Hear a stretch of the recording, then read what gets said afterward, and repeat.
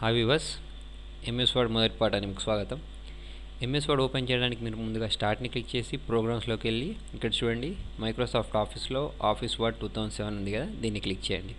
ఇదొక పద్ధతి ఓపెన్ చేయడానికి. ఇంకొక పద్ధతి, స్టార్ట్ని క్లిక్ చేసి రన్లోకి వెళ్ళాక ఇక్కడ విన్వర్డ్ అని టైప్ చేయండి. WINWORD అని టైప్ చేసి ఎంటర్ ప్రెస్ చేసినా మీకు వర్డ్ అనేది ఓపెన్ అవుతుంది.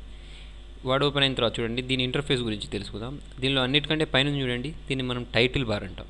డాక్యుమెంట్ 1 మైక్రోసాఫ్ట్ వర్డ్ అని వచ్చింది కదా, దీన్ని మనం టైటిల్ బార్ అంటాం. వీటిని ట్యాబ్స్ అంటాం. Home tab, INCET tab, page layout tab, reference tab, వీటిని మనం ట్యాబ్స్ అని పిలుస్తాం. తర్వాత చూడండి, దీని అంతటిని రిబ్బన్ అంటాం. ఇది అంతుంది కదా, దీన్ని రిబ్బన్ అంటాం. ఈ రిబ్బన్లో వీటిని గ్రూప్స్ అంటాం. Font group, paragraph group, styles group అని చదువుతాం. తర్వాత చూడండి, దీన్ని రూలర్ అంటాం. ఈ స్కేల్ని మనం రూలర్ అంటాం. ఓకేనా. దీన్ని అప్లికేషన్ టూల్ బార్ అంటాం. ఓకే, అప్లికేషన్ మెనూ అంటాం దీన్ని. ఓకే, తర్వాత చూడండి, దీనిలో ఇక్కడ చూడండి, దీన్ని బ్లాక్ కలర్లో ఇది కనిపిస్తుంది కదా, ఇది టాప్ మార్జిన్ అంటాం. ఓకే, కింద అలాగే ఉంటుంది, దీన్ని బాటమ్ మార్జిన్ అంటాం. ఇది లెఫ్ట్ మార్జిన్, ఇది రైట్ మార్జిన్. చూడండి, మనకు ఎంఎస్ వర్డ్ అనేది లెటర్స్ టైప్ చేయడానికి, ప్రింట్అవుట్స్ చేయడానికి, రెజ్యూమ్స్ క్రియేట్ చేయడానికి, బయోడేటా ఫామ్స్ క్రియేట్ చేయడానికి, అప్లికేషన్ ఫామ్స్ టైప్ చేయడానికి యూజ్ చేస్తాం. ఇందులోనే ఎందుకు టైప్ చేయాలంటే చూడండి, ఇప్పుడు దీనిలో నేను ఫర్ ఎగ్జాంపుల్ ఇట్లా కంప్యూటర్ అని టైప్ చేశాను. ఓకేనా, నేను ఈ స్పెల్లింగ్ టైప్ చేసింది కరెక్టేనా? తప్పు. కాబట్టి కింద రెడ్ లైన్ వచ్చింది చూడండి. కింద రెడ్ లైన్ వచ్చింది అంటే అర్థం ఏంటంటే స్పెల్లింగ్ మిస్టేక్ అని అర్థం అన్నట్టు. ఇప్పుడు దీన్ని మనం కరెక్ట్ చేయాలి అంటే మామూలుగా దీని మీద రైట్ క్లిక్ ఇచ్చేస్తే మనకు కొన్ని సజెషన్స్ వస్తాయి. దీనిలో మనకు కావాల్సింది ఏది? కంప్యూటర్.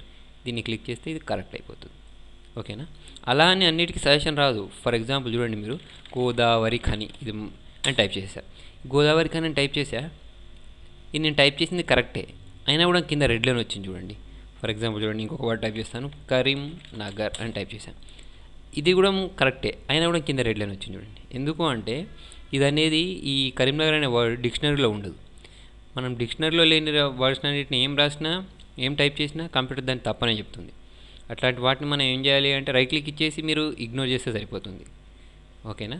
డిక్షనరీలో లేని వర్డ్స్ని మీరు ఏం రాసినా, మీ నేమ్ రాసినా కూడా తప్పనే చెప్తుంది. అట్లాంటి వాటిని మనం పట్టించుకోవాల్సిన అవసరం లేదు. అలా కాకుండా మనం ఇంగ్లీష్ వర్డ్స్ రాసినప్పుడు కింద రెడ్ లైన్ వచ్చింది అంటే మిస్టేక్ మనది అన్నట్టు. ఓకేనా. సరే, ఇప్పుడు చూడండి, దీనిలో మీకు మ్యాటర్ తెచ్చుకోవడానికి ఒక ట్రిక్ ఉంటుంది.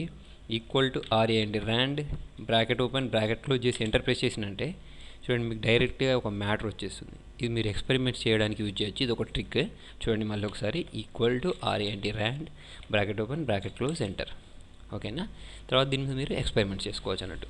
చూడండి, నేను చెప్పేది మీకు ఎంఎస్ ఆఫీస్ 2007కి 2003కి మెయిన్ డిఫరెన్స్ ఏంటంటే దీనిలో లైవ్ ప్రివ్యూ ఉంటుంది.